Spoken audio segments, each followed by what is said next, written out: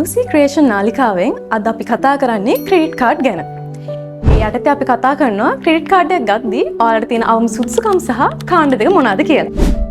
ඔයත් වයස අවුරුදු 18ට වඩා වැඩි නම් ඒ වගේම ශ්‍රී ලාංකික පුරවැසියෙකු නම් ඔන්න ඔයාලටත් පුළුවන් ක්‍රෙඩිට් කාඩ් එකකට ඇප්ලයි කරන්න. ක්‍රෙඩිට් කාඩ් එකක් ඇප්ලයි කරන්න ඔයා බිස්නස් කරන කෙනෙක් වෙන්න ඕනේ නැත්නම් ඔයා ජොබ් එකක් කරන කෙනෙක් වෙන්න ඕනේ.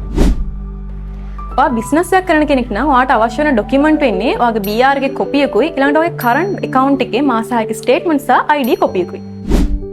ඔයා ජොබ් එකක් කරන කෙනෙක් නම් ඔයාට අවශ්‍ය වෙන ඩොකියුමන්ට් වෙන්නේ ඔයාගේ ID කොපි එකක්, ඒ වගේම ග්‍රාම නිලධාරී සහතිකයක්, ඒක පදිංචි සහතික කිරීමට ඔයාට ලයිට් බිලක් නැත්නම් වතුර බිලක් පාවිච්චි කරන්නත් පුළුවන්. ඒ වගේම ඔයාගේ සැලරි ස්ලිප් එක මාස 3ක එකක් සහ සැලරි කන්ෆර්මේෂන් ලෙටර් එකක් අවශ්‍ය වෙනවා.